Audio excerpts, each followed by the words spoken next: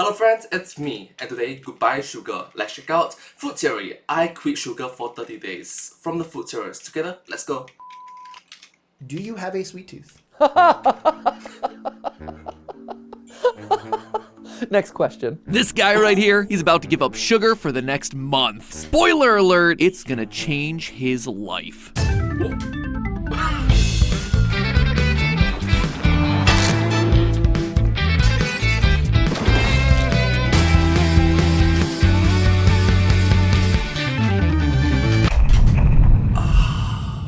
Hello Internet, welcome to Food Theory, the show Man, remember retired. so sweet it might just give you cavities. If you've been Hello Internet, welcome to Food Theory. watching for some time, you might have noticed that it's kinda hard to have the cleanest of diets when you're the host of a food channel. You're constantly devouring sour candies, super spicy sauces, fast food burgers, edible underwear, sometimes even edible trees. Even outside the realm of this show though, as a father of a 5-year-old, I am constantly surrounded by unhealthy eating decisions, especially And speaking of 5-year-old, you made a gumball theory.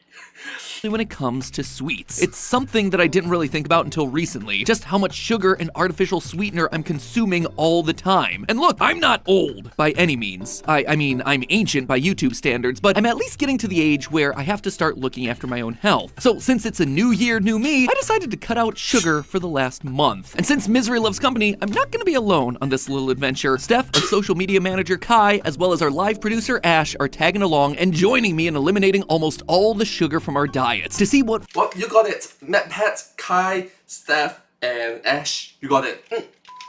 physical and mental changes occur when a bunch of sugar fiends like us leave their favorite vice behind. Will we end up feeling healthier? Will we want to continue with this style of eating? Or is it just gonna be a month of sugar-free misery? So we had our goal in mind and our time frame, but as soon as I started looking into the logistics of this, I realized that, oh boy, sugar is a vague term. We all know by now that our bodies need sugar to function, namely in the form of glucose. But at the same time, we hear reports about sugar being this evil thing that'll leave us with no teeth and a weak heart. So do our bodies need something that's so bad for us? Or is sugar not as evil as all the headlines make it out to be? Well, the answer I'm gonna guess it's you need it, but you need it in a more balanced, maintained form.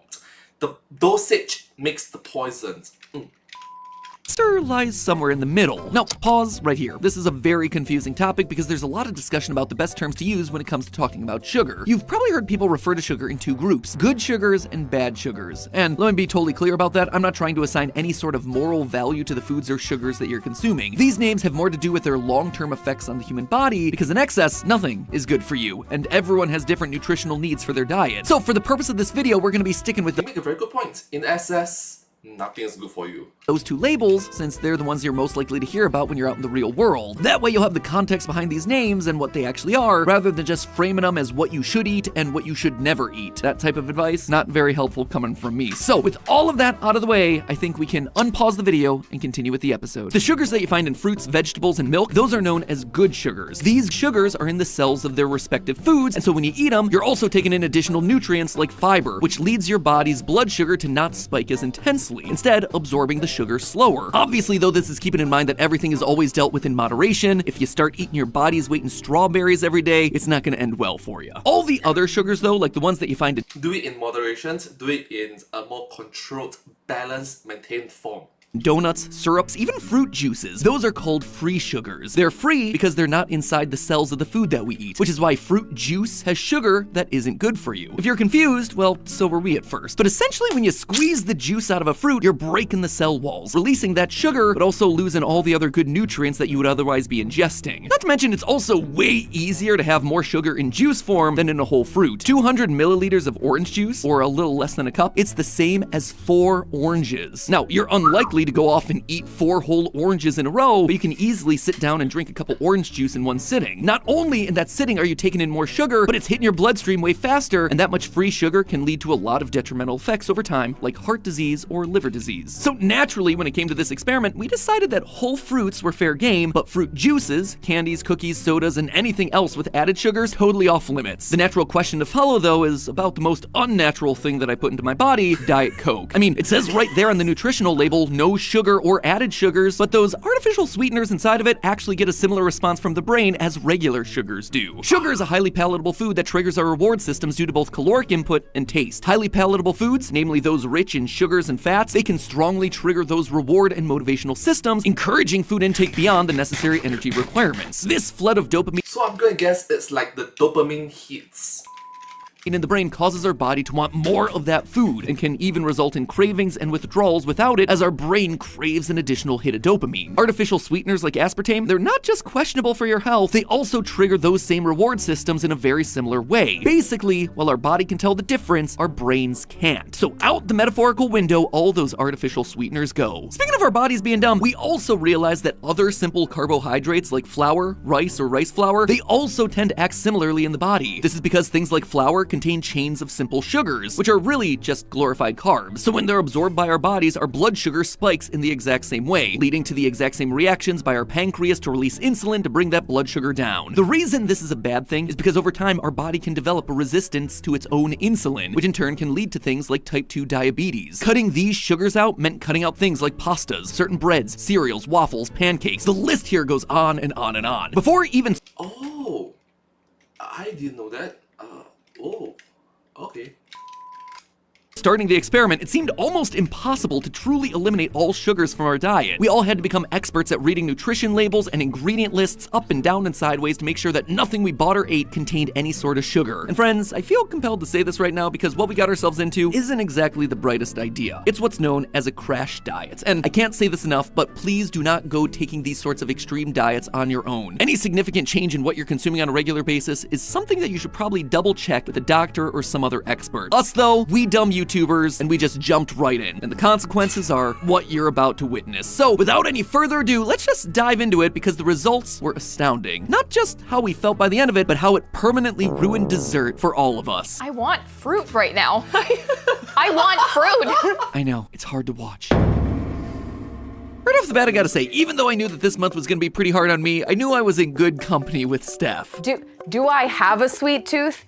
Are you kidding? Sugar, I think, if I had to estimate, it's like 80% of my diet. Ash too, very proud of their sugar addiction. I am like a little sugar fiend. It just goes all throughout my veins. I am completely driven by sugar. Yeah, it's not good. Honestly, it seemed like Kai was the only one not insanely addicted like the rest of us. I don't always crave sugar constantly. At least that makes one of us. Kai was also alone in her go-to sweet treat, if you could even call it that. My go-to sweet treat is an unfrosted blueberry Pop-Tart toasted with a little bit of butter. I will die on the hill that a toasted unfrosted Pop-Tart with butter on it. I see you shaking your head, Josiah.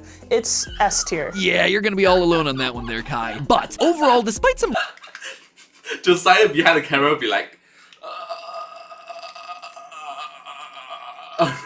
reservations, we were all excited to start the journey and see how long it would take us to start feeling withdrawal symptoms. And when I say withdrawal symptoms, that's exactly what they are, because our bodies do become addicted to sugar. It's not addictive in the same way as, say, like nicotine or other drugs, but over time, high sugar levels, like you get in the average American diet, can physically alter our brains and affect the levels of dopamine we're getting, making us crave more sugar. In other words, sugar literally changes our brain chemistry and turns us into zombies that crave less brains and more Skittles. Symptoms vary from person to person, but if you ever do want to cut out sugar, be prepared for things like anxiety, depressed mood, difficulty concentrating, fatigue, nausea, intense cravings, changes to your sleep patterns. When you say it like that, it makes it sound like the end of a commercial for a medicine. And I tell ya, we got a fair number of those symptoms. I'm definitely like groggier throughout the day. I feel myself getting tired more throughout the day, but not as bad as I thought it was going to be. Maybe Guy has something going on with those unfrosted toasted Pop-Tarts, because the rest of us, yeah, we definitely felt the symptoms coming on a bit stronger. I feel hungry. I feel hungry. That's what I feel. I feel a little bit like I've gotten hit by a truck. And she wasn't the only one. So last night I was laying down on my couch. Every bone in my body hurt. It hurt to breathe. I had chills and a fever. It felt like I was really, really sick. Before you start wondering if Ash had the flu or something else, no. They actually went to see the doctor and it wasn't COVID or the flu. It was actually the lack of sugar. What Ash was experiencing was something called keto flu, or the carb flu, named after the trendy keto diet. We were all shocked by the fact that this even existed as a thing, but basically when you cut out virtually all the carbs from your diet, your body goes into a state of ketosis, where it begins to burn fat instead of the glucose that it's no longer getting. What happens to some people during this process is they begin to feel a different type of withdrawal than what I mentioned before. This one closely mimics the symptoms of the flu: stomach aches, nausea, soreness, dizziness, and brain fog. And Ash was definitely feeling all of those. My back, my hips, my legs, my head, everything is killing me and is super painful, and I would love to curl up in a ball on my bed and conk out. But maybe the worst part of it all, this was just the beginning. That was just week 1? Whoa. Wait. That's... I don't know, that doesn't sound right, you know? That sounds torturous, doesn't it?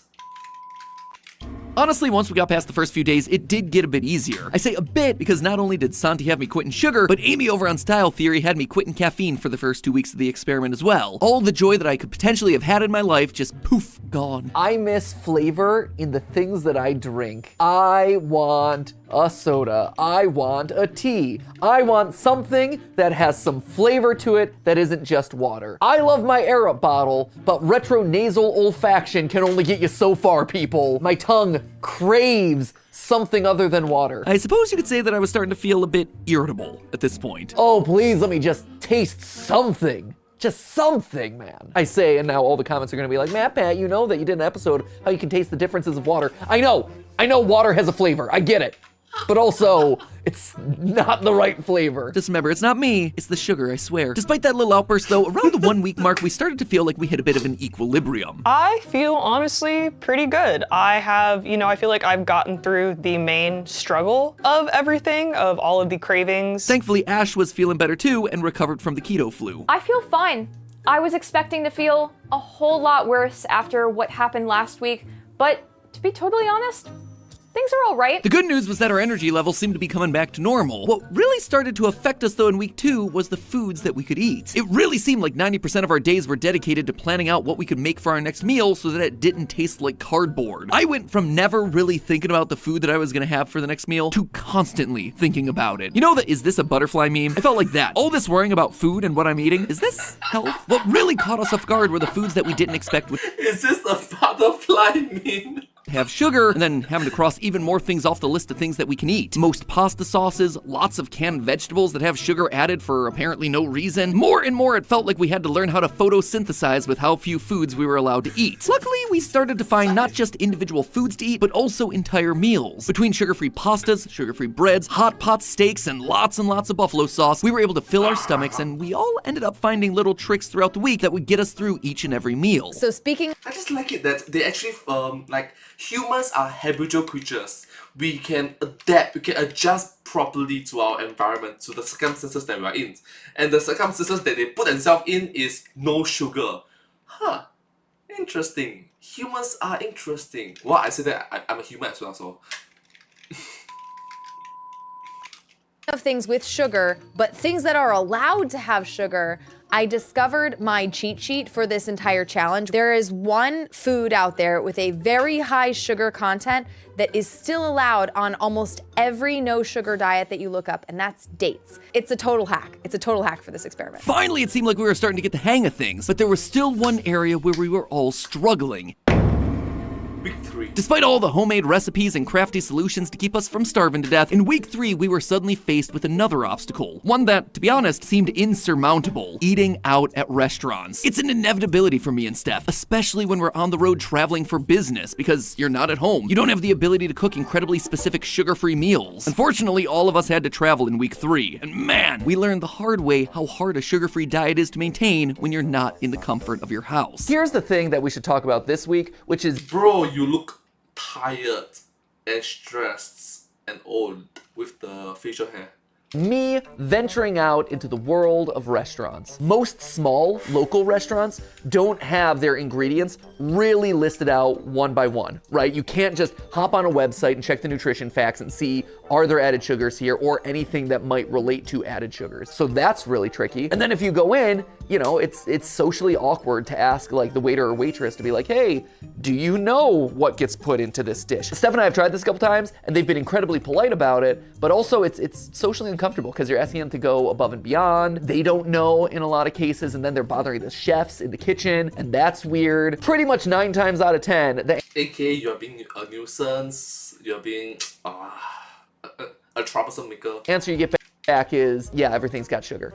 Yeah, you're being troublesome, you're being a troublemaker. So Problematic customer. you're like, well, I guess I'm not eating here then. Thank you so much for your time. It really made it almost impossible to eat out anywhere that wasn't a giant franchise. Smaller, independently owned restaurants don't tend to have their ingredients lists readily available. Meanwhile, big chains like McDonald's or even Outback Steakhouse, they have all their nutritional facts proudly on display at their website for you to go and check out. There's not much at all that you can eat at most of these places, but it is possible to find something. Whether or not you're going to be able to enjoy it is a whole nother issue. I was really hyped when Ash came in the other day and said, like, I figured out a meal at Chipotle that you can have. And I'm like, yes, this is awesome. Then I went in and it was crushingly disappointing. And so I'm like, well, I guess that was a meal that happened today, and I sustained myself for another day. Week 3 also brought back the Ooh, that sounds sad. I sustained myself for another day. 得过且过. Ooh, that sounds really sad. Especially, sir, you're a multi-millionaire. Yes, multi-millionaire. Yeah, I searched 20 million US dollars. That's multi-millionaire. cravings hard. It seemed like we started to curb them a bit with our newfound love of fruit in the previous weeks, but despite chewing on some blueberries, strawberries, maybe some nuts as a snack, in week 3 when we saw sweet treats, our bodies almost instinctively lunged at them. I went to my girlfriend's parents' house the other day. My girlfriend brought there some of the Christmas cookies that we made, and she put them in the freezer so that we could have them later, like months after if we really wanted them. When I tell you, my girlfriend is such a gifted baker, and I watched her parents eat these delicious chocolate chip cookies, and I knew I could not eat them for the purpose of this experiment. Part of me died inside, just a little bit, just a smidgen, but it was enough. If someone, when after this is all over, wants to hit me up and send me a box of Cinnabon and a sushi boat, I'll love you forever. And for all of us, the morale started to dip a bit when we realized just how hard it was going to be social throughout the experiment. Doing something like this, as restricting as the diet is, really started to bleed into more areas of our life than just the kitchen. The social element of this is the complicating factor. In any type of sort of quote unquote specialized diet, what really plays into it much more strongly than you realize isn't the food, it's everything around the food. It's the context of where you're eating, who you're eating with. These diets affect those moments. And so a lot of it's not about the food, it's about where you're eating the food. And it turns out that restaurants are just chock-a-block full of sugar. Every restaurant out there is a dessert restaurant because they put sugar in everything. Anything with a glaze, a sauce, a butter, a cream, and anything, there's sugar in that. You bet your bottom dollar. You should have seen the eye rolls and looks of concern that we were getting as we went back and forth trying to find a place where we could actually eat at. Granted, we knew that there was a light at the end of the tunnel, but doing this for such an extended period of time really started to seem impossible in week 3.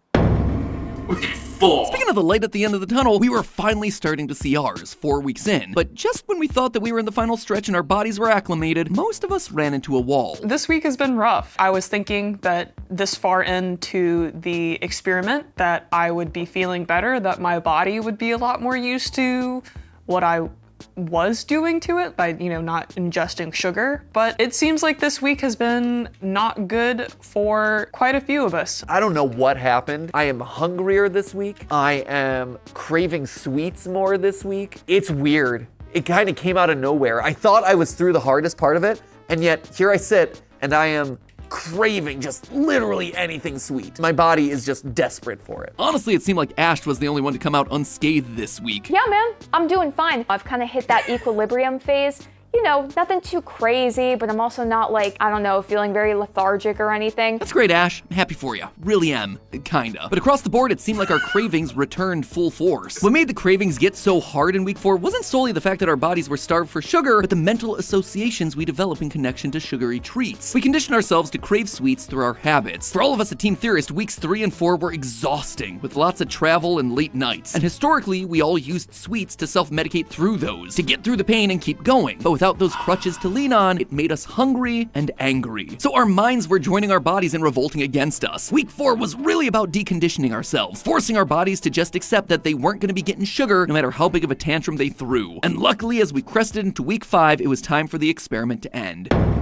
Week 5. Let me tell you, friends, there is nothing sweeter in the world than crossing a finish line, even if the lack of sugar did leave us with a bit of a one-track mind. Yo, Donuts, donuts, donuts, donuts. Can you blame us? I mean, this episode just lasted a couple minutes, but this was a full month of all of our lives. We decided that as a final experiment to see just how much our bodies had acclimated to the change in sugar consumption, we'd stuff our faces with some donuts as a final reward. But honestly, despite all of us looking forward to the sweet relief of sweets, we came out on the other side of this with a brand new perspective. And that's the most fascinating part about this whole thing. Every single one of us came out of this feeling more informed and better equipped to take control of the things that we're consuming in our day-to-day lives. Sugar was such an intrinsic part of my daily life prior to this experiment, and it's something that I never really thought about. But now I find myself going to the grocery store and actively looking at the nutrition facts, analyzing the things that I'm putting in my cart and asking myself, is this actually something that I should be putting in my body? And the person next to you is like, bro, are you done? I'm behind you, man. The queue is quite long. It feels like I'm taking ownership over my own health in a way that I've never done before and never prioritized before, but as someone who's getting up in the years, probably makes sense for me to do more and more increasingly. You're right there with me, Steph. Oh, Stephanie and my friends. Oh, bro, you shouldn't say that next to your wife, you know. Sorry, hate to break it to you. We did this because it's a trendy topic in food, but we also did this before we wound up our time on food theory because we need to. Yeah, but it's dire. Steph and me confronting our own mortality aside, Ash and Kai also came to a similar point of view. I actually feel a lot of the same way. I am so proud of myself for making more, I think, conscious choices about what I'm eating in terms of snacks and also just like full meals. Yeah. Like I have eaten so many vegetables and Yes! fruits and plants. Right? I feel like this feels like an achievement for me. Like I have gotten so many different plants and whole grains into my diet, and I feel so awesome about that. So I'm really proud of myself for making those calls and for getting it done. I'm kind of in the same boat as Ash and Steph as well, that I am, and Matt, because I do feel very proud of myself. Fine, it's fine. It's okay. I am proud of myself because I also Ouch. feel like that this entire month I have definitely reached for definitely more fruit, more vegetables. My snacking habits have changed completely because instead of engorging myself on an entire bag of Oreos, I've had to transition over to a bag of grapes, which And Kai wasn't alone. All of our snacking habits had drastically changed over the course of this month for the better. And in very surprising ways. I, for one, had an old friend come knocking back on my stomach's door. I gotta say, Steph and I went to the grocery store last night knowing that today was the last day, Yeah, right? we So knew. like, we knew that we were done and we didn't have to get more sugar-free stuff, but we got a lot more sugar-free stuff. And not only that, when it comes to the snacking, I'm like, oh, what can I get? I went with the salted macadamia nuts. whoa. I did. Whoa. I'm like, you know what? We did an episode on those. They're very healthy for you. Run it back. World of Macadamia. It was a weird episode. You got us. But you got us. And I like macadamia nuts now. If you're lost, make sure you checked out the episode that we did over on macadamia nuts and healthy fats. But when it came Food theory, snack on these nuts.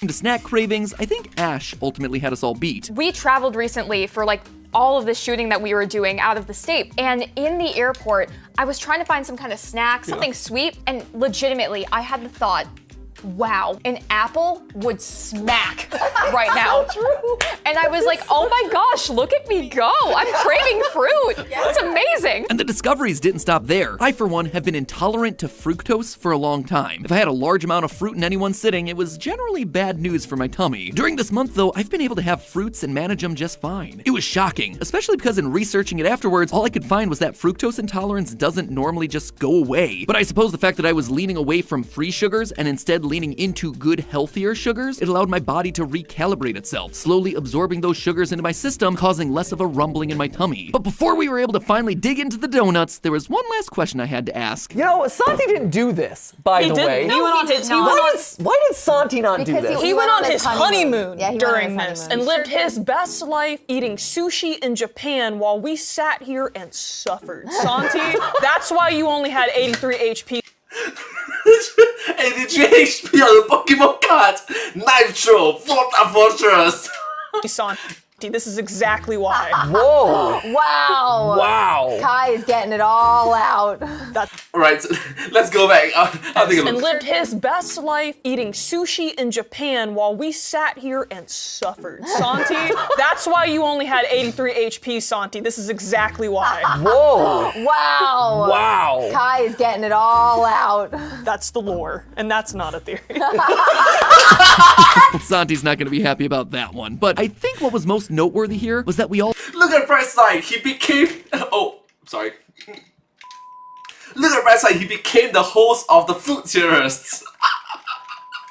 plan to try and continue doing some version of this diet moving forward. Just, you know, a more sustainable version. There's probably like a better balance to strike here of removing everything off the table and going full in on sweets. I'm sure that, as with everything, it's about moderation, but I think it's shown that we can do it, and I think one of the things that's going to be really helpful moving forward, As with anything, there's moderation. and I know I'm going to personally implement, is like, hey, there's the one day out of the week where I'm like, okay, having my dessert day. And then I know that's to look forward to, I know that's it, but I know the rest of the week that I'm fine without it. I think that's one of my lessons. I'm also happy to know that I am able to balance out. I now know how to balance this all out in a much more productive and healthy way than just tearing up a dozen of donuts. So with all the post-mortem wrapped up, it was time to do some Dunkin' Munchin'. Cheers. Cheers. Cheers. Cheers. Cheers. Ooh. Bing, bing, bing.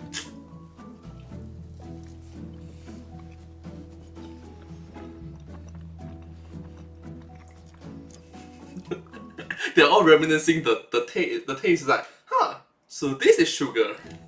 Yeah, I'm good, I think. Do I want more? I don't think I do. It's interesting. It isn't as satisfying as I was hoping. Oh man.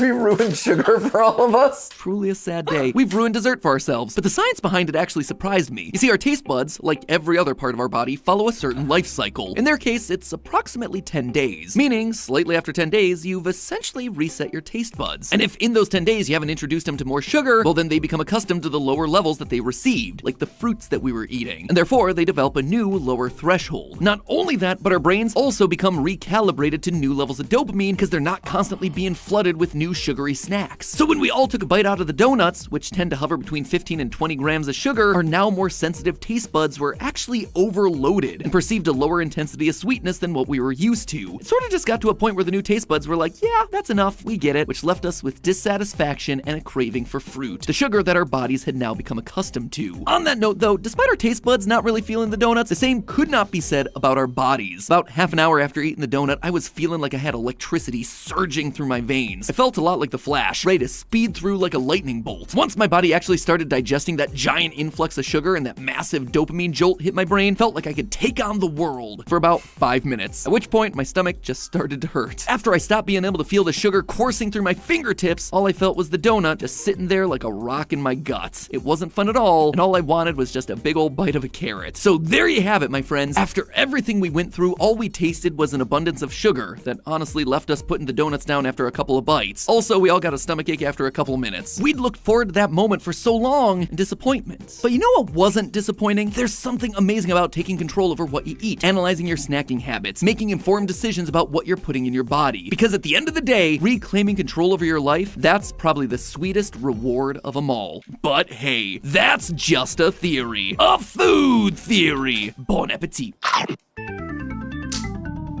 We all see the meme at the back. I'm sorry, what? Putting in your body. Because at the end of the day, reclaiming control over your life, that's probably the sweetest reward of them all. But hey, that's just a When you eat your favorite treats after a month of healthy eating and realize you no longer like it, who am I anymore? theory. A food theory. Bon appetit. Well, thank you so much for watching this video. I hope you enjoyed this video. It's nice. It's nice that my pet is doing something so relatable for me. Wish you my pet and hello Shanti. Thank you so much. It was an incredible experiment that I'm pretty sure no one's gonna try. Like, it's 1 month. That's a lot. A lot. Thank you so much. But hey, that's just a theory. A food theory. Bon appetit.